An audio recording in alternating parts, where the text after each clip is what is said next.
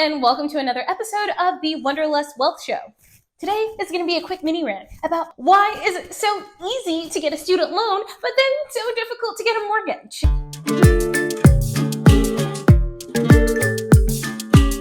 Literally, this concept completely blows my freaking mind. For some reason, when you're 17, 18 years old, you can go to a career fair and there's a bunch of lenders over there that are like, here, we will happily loan you 20, 50, 30, 80, 100, $200,000 for you to go to school. Why not? Sure, you're 17. You obviously understand the concept of money and long-term debt and what that's going to mean for you over the next 10 years.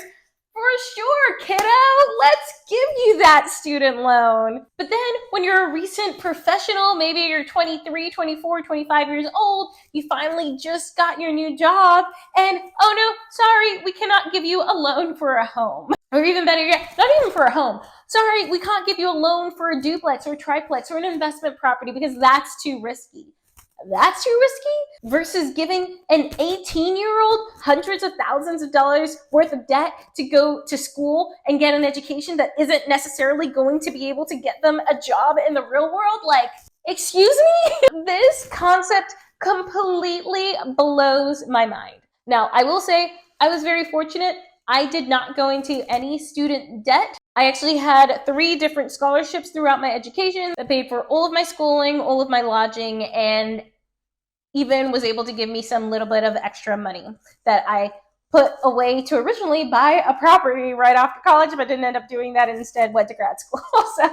But it really just blows my mind how easy it is for students to get student loans. And it's so funny because now I've got so many friends who are still sitting on $20,000, $50,000, $100,000, $150,000 worth of student debt that they're slowly getting to pay off. And some of them may only be making like 60, 70, 80,000. Even the ones that are making 6 figures, like $100,000, $150,000, $200,000, are still struggling to pay off their debt, which is insane. But then if you try and get a property, they want to see your credit history. They want to see your last 2 years worth of tax returns. They want to see your bank statements. And you're not allowed to make any major purchases when you're actually getting a loan for a mortgage.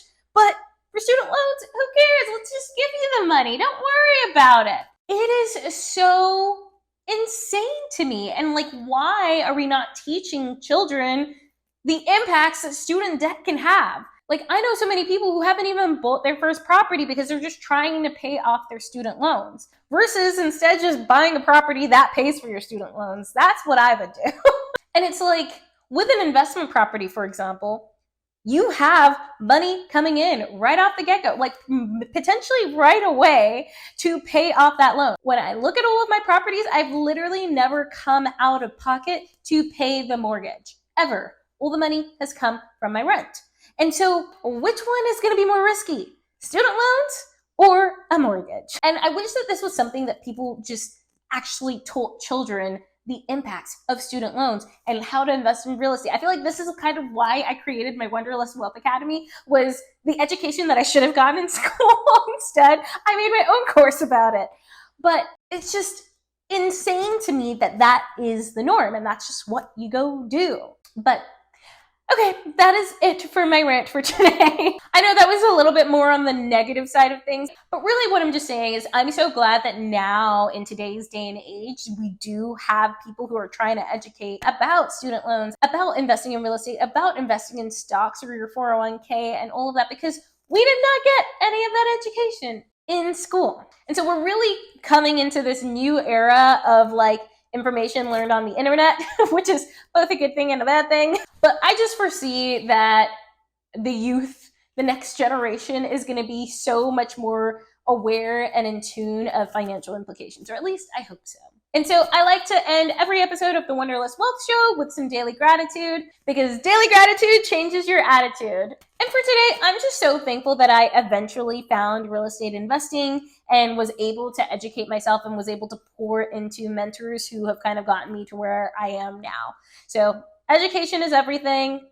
It just may not be the education that you're getting in school sometimes. And don't forget, life is too short to choose clouds.